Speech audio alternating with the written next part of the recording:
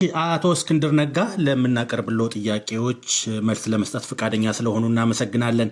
ከቅርብ ጊዜ ወዲህ የእርሶ መገደል ወይም ሞት ዜና ባልተረጋገጡ የማህበራዊ መገናኛ ገጾች በስፋት ሲንሸራሸሩ ስንመለከት ነበር። በእርግጥ ስለ እርሶ ሞት ሐሰተኛ መረጃ ሲሰራጭ ለመጀመሪያ ጊዜ አይደለም። የሐሰተኛ መረጃ ስርጭቱ መነሻ ወይም ዓላማው ምን እንደሆነ የደረሱበት ነገር አለ? አሳጥረው ቢነግሩን። ከዚህን ጀምር። እዚህ ባለፉት 4 ዓመታት በርካታ የግድያ ሙከራዎች አምልጫለሁ፣ በእግዚአብሔር ፍቃድ ማለት ነው።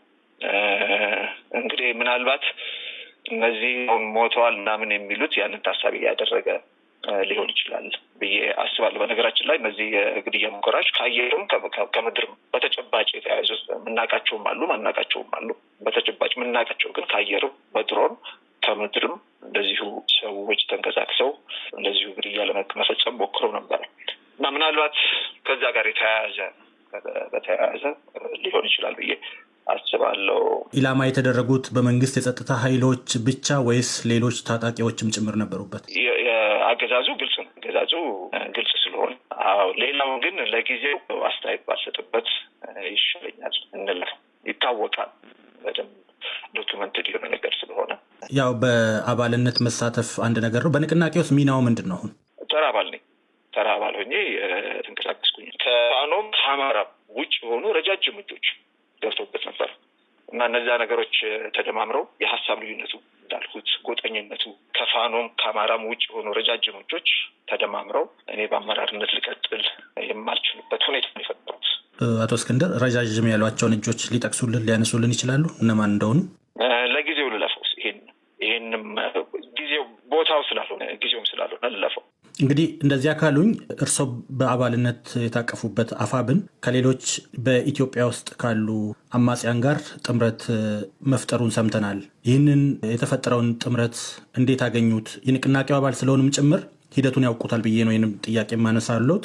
ጉዳዩ በብዙ ስላነጋገረም ጭምር ነው የምጠይቆት። እንዴት አገኙት? የድርጅቱ አቋም ወደ ማዕከላዊ ኮሚቴ መሰር አለበት። እንደ ጉዳዩ ደግሞ ክብደት በጣም ከበድ ያለ በአባላት ቀጥተኛ ተሳትፎ ማጸደቅ ይጠበቅበታል። የጽምዶ ኃይሎች ጋር ሊደረግ የታሰበው ጥምረት ደግሞ የአባላትን ቀጥተኛ ተሳትፎ እና ውሳኔ ሰጭነት የሚጠይቅ ነው። ደም እየፈሰሰ ነው። በሁለት በኩል ደም እየፈሰሰ ነው፣ በዛኛው በኩል ደም እየፈሰሰ ነው። ሁለቱም ኢትዮጵያውያን ነን። ብዙ ደም እየፈሰሰ ነው እና በዚህ ልክ ደም አይፈጠርም አይባልም። ከተፈጠረ ይሄ ጉዳይ ቀጥታ ለሁሉም አባላት ቀርቦ ውሳኔ ሊሰጥበት ይገባል። የጀርባ ታሪካቸውን በጽምዶ ኃይሎች ስር የተሰባሰቡት ድርጅቶች የጀርባ ታሪካቸውን ስንመለከት በጸረ አማራነታቸው እና በጸረ ኢትዮጵያዊነታቸው የሚታወቁ ናቸው። እኛ የለጠፍንባቸው ስም ሳይሆን ዓለም የሚያውቀው ማንነታቸው ነው። እንግዲህ እነሱ ያን ያስቀመጡበት የራሳቸው ህይወት ዓለም የራሳቸው ታሪክንም ፖለቲካን የሚመለከቱበት መነጽር አለ። ያ ትክክል አይደለም የሚለው ሌላ ጉዳይ ሆኖ እንደ ፋኖ የወጣ ነው ከእነዚህ ኃይሎች ጋር ለመታገል ነው ብለን ደማችንን እያፈሰስን። አሁን ያለው የአፋብን አመራር ድርጅታዊ ጉባኤ በህጋዊና ዲሞክራሲያዊ መንገድ ያልተመረጠና የፋኖን አንድነት ለማሳለጥ በጊዜያዊነት የተዋቀረ የሽግግር አመራር ነው።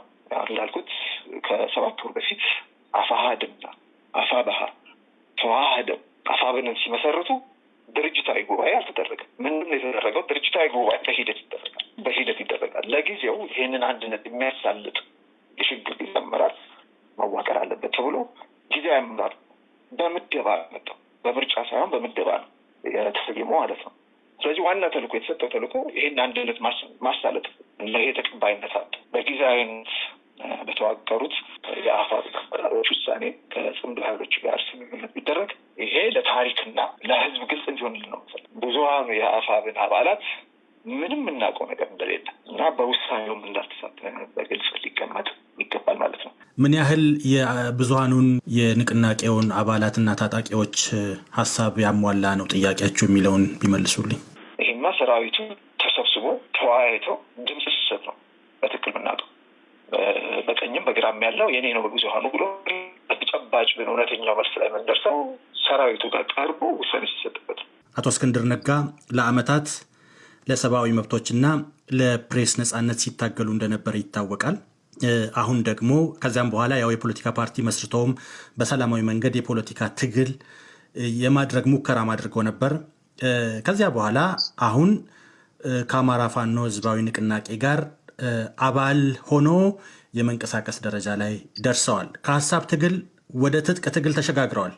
ነገሮች እርሶ ባሰቡት መንገድ እየሄዱሎ ናቸው ማለት ይቻላል ወይስ በውሳኔው ይቆጫሉ? ወይ በውሳኔ አልቆጭም። ለምን ወደ ትጥቅ ትግል ያስገባኝ የዲሞክራሲ ጥያቄ አይደለም። አንተ እንዳልከው ህይወቴን ሙሉ ለሙሉ የሰጠሁት ለዲሞክራሲ ትግሉ ነበር። ከአሜሪካ ከተመለስኩ በኋላ የታገልኩት ዋጋ የከፈልኩት በኢትዮጵያ ዲሞክራሲያዊ ስርዓት እውን እንዲሆን ነበረ። ከ2010 በኋላ ይሄ አሁን ያለው አገዛዝ ወደ ስልጣን ከመጣ በኋላ ከዲሞክራሲ ጥያቄ የበለጠ ጥያቄ ነበር። እሱ በሁለተኛ ደረጃ ያስቀመጠ ጥያቄ መጣ። እሱም የጄኖሳይድ ጥያቄ